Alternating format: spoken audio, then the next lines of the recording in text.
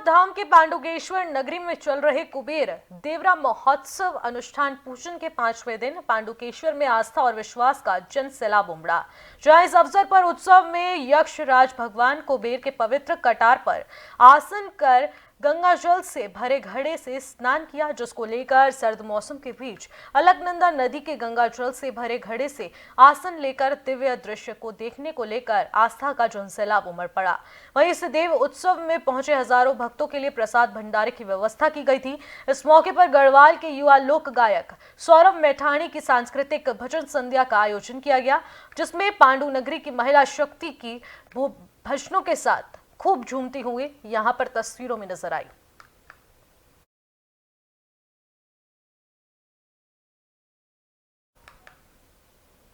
Congress party के पूर्व cabinet मंत्री नवप्रभात ने आज विकासनगर पहुंचकर उप जिलाधिकारी के माध्यम से ज्ञापन राज्यपाल को भेजा है, जिसमें उन्होंने उत्तराखंड में यूसीसी में लिव इन रिलेशनशिप कानून लागू करने पर अपना विरोध प्रकट किया।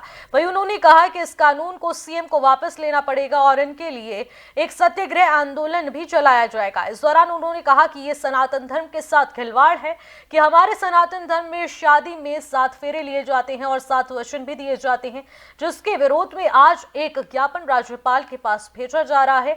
इसके अलावा उन्होंने कहा कि अगर ये कानून वापस नहीं लिया गया तो हम एक सत्याग्रह आंदोलन भी चलाएंगे। इस मौके पर ज्ञापन सौंपने वालों में कांग्रेस के कई नेता, पदाधिकारी समेत कार्यकर्ता मौजूद रहे।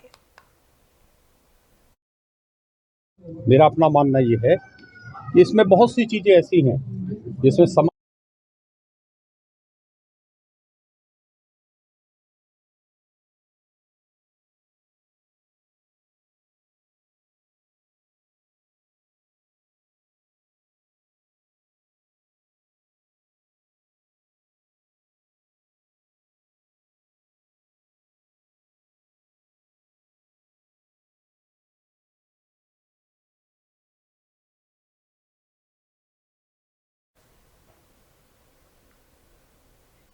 अगली खबर देहरादून से है, जहां पर बीजेपी राष्ट्रीय कार्य समिति की बैठक आगामी 17 और 18 फरवरी को दिल्ली में होने जा रही है। इस बैठक में उत्तराखंड बीजेपी के जिला स्तर से ऊपर के काफी संख्या में पदाधिकारी शामिल होंगे, जिसमें लोकसभा चुनाव से पहले होने वाली इस बैठक में लोकसभा चुनाव को लेकर मंथन किया जाएगा।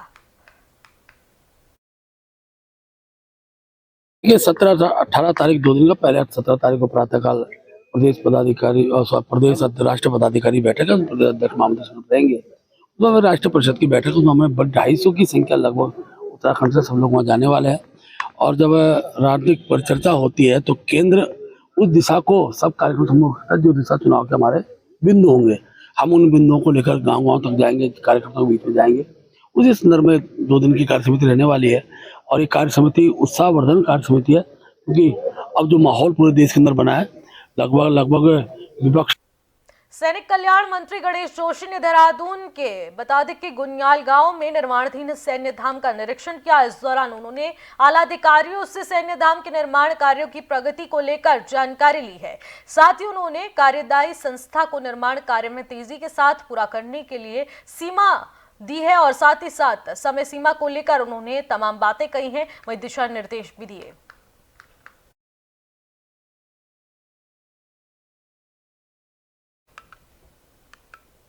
बीडी पांडे कैंपस में हो रहे समस्याओं के निदान की मांग को लेकर छात्र संघ अध्यक्ष राहुल कुमार के नेतृत्व में छात्रों ने जमकर प्रदर्शन किया। कैंपस के गेट पर तालाबंदी करते हुए छात्रों ने अपनी मांगों को लेकर नारेबाजी की। वहीं छात्र संघ की तालाबंदी के कारण कैंपस प्राचार्य सहित परीक्षा देने वाले छात्र छात्राएं भी कैंपस में प्रवेश नहीं कर सके, जिससे कैंपस से पुलिस को बुलाना पड़ा। और साथ ही साथ कहा जा रहा है कि जहां बागेश्वर छात्र कैंपस प्रशासन और छात्रों के बीच तनातनी को देखते हुए कोतवाल कैलाश नेगी ने भी छात्रों को समझाने का प्रयास किया, लेकिन छात्र नहीं माने।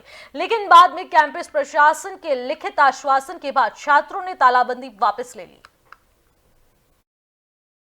देखिए, परिसर से संबंधित हमारे जो मुद्दे हैं तो विभिन्न प्रकार के हैं और एक भी मुद्दों पर आज तक कार्य नहीं हुआ है और छात्र संघ इस पर कार्य करना चाहता है, लेकिन कहीं ना कहीं निदेशक की अनुपस्थिति के कारण यहाँ पर कार्य नहीं हो रहा है और जो हमारा यहाँ परिसर का स्टाफ है वो अपनी मनमर्जी कर रहा है। और कक्षाओं का संचालन पूर्ण रूप से नहीं हो रहा है। जैसे कि यूजीसी की गाइडलाइंस के अनुसार एक सेमेस्टर प्रणाली में लगभग 180 दिन क्लासें संचालित होनी आवश्यक है, परंतु फिर भी यहाँ पर कक्षाएं संचालित एक दिन भी नहीं हुई है। और जो है पीजी में आज से एग्ज़ाम शुरू हो गए, तो हमारी एक मांग थी कि इस पेपर को भी रद्द कराया जाए, लेकिन कहीं ना कहीं हमने समय से पहले इस मांग को नहीं उठाया, तो आज ये परीक्षा हो रही है, हमने इसमें कोई बाधा नहीं डाली। और दूसरी हमारी जो मांग थी वो लंबे समय से लगभग 2-3 साल उत्तराखंड में मौसम ने फिर करवट बदली है, जहां पर पहाड़ से लेकर मैदान तक बादल मंडराने लगे हैं। सोमवार को देहरादून में दिन भर धूप और बादलों की आंख मिचौली लगती रही, जिसको लेकर अधिकतम तापमान में भी मामूली गिरावट दर्ज की गई है। मौसम विभाग के मुताबिक उत्तराखंड में अगले 48 घंटे मौसम का मिजाज बदला हुआ रहेगा। प्रदेश के अधिकांश हिस्सों में आज रिमझिम बूंदाबांदी की संभावना है। वहीं कल पहाड़ की ऊंची चोटियों में हल्की बारिश के साथ बर्फबारी के साथ कहीं कहीं ओलावृष्टि के आसार भी नजर आ रहे हैं। हल्की बारिश और बर्फबारी के अलावा आगामी 17 फरवरी तक प्रदेश भर में मौसम शुष्क रहने की संभावना है।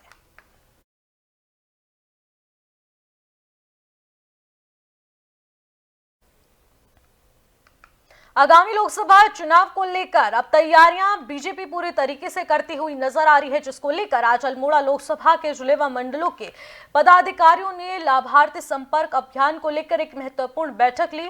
और ये बैठक अल्मोड़ा के लोकसभा चुनाव कार्यालय में ली गई है, और जिसमें अल्मोड़ा लोकसभा के प्रभारी सुरेश भट्ट सहित प्रदेश और जनपदों के पदाधिकारी मौजूद रहे। इस दौरान प्रभारी ने बताया कि मोदी सरकार के इस योजना को लेकर हर घर तक भाजपा कार्यकर्ता जाएंगे और मोदी सरकार को 2024 में फिर से स्थापित करने के लिए लोगों को उनकी जन कल्याणकारी योजनाओं के बारे में जानकारी देंगे। आज अल्मोड़ा लोकसभा की लाभार्थी संपर्क अभियान की कार्यशाला है। अभी पिछले 10 वर्षों में नरेंद्र मोदी जी की सरकार बनने के बाद केंद्र सरकार ने जो जन कल्याणकारी योजनाएं चलाई हैं, जिनका लाभ सीधे देश के गरीब, पिछड़े, अनुसूचित, महिला, युवा ऐसे लोगों को मिला है, ऐसे लाभार्थियों से संपर्क करने के लिए पार्टी ने एक अभियान प्रारंभ किया है। अभी पूरे देश भर के अंदर लगभग 25 करोड़ ऐसे लाभार्थी हैं जिनको किसी न किसी योजना का लाभ मिला है। पार्टी ने उनमें से लगभग ऐसे 6 करोड़ लोगों को आइडेंटिफाई किया है जिनको एक या एक से ज़्यादा योजनाओं का लाभ मिला है। उत्तराखंड के अंदर भी ऐसे लगभग हमने 9 लाख से ज़्यादा लोगों को आइडेंटिफाई किया है। वैसे तो लाभार्थी और बहुत ज़्यादा हैं, तो ऐसे लाभार्थी और से संपर्क करने का अभियान पूरी पार्टी ने लिया है कि ये जो लाभ इनको मिला है वो नरेंद्र मोदी जी की दूरदृष्टि के कारण, नरेंद्र मोदी जी का सबका साथ, सबका विकास, सबका विश्वास और सबका प्रयास की नीति के कारण उनको ये लाभ मिला है। और उसके परिणाम स्वरूप आज देश के अंदर लगभग ऐसे 25 करोड़ लोग जो गरीबी रेखा से आज। फिलहाल इन खबरों में बस इतना ही। देश और दुनिया की तमाम बड़ी खबरों के लिए आप देखते रहिएगा FM न्यूज़। नमस्कार।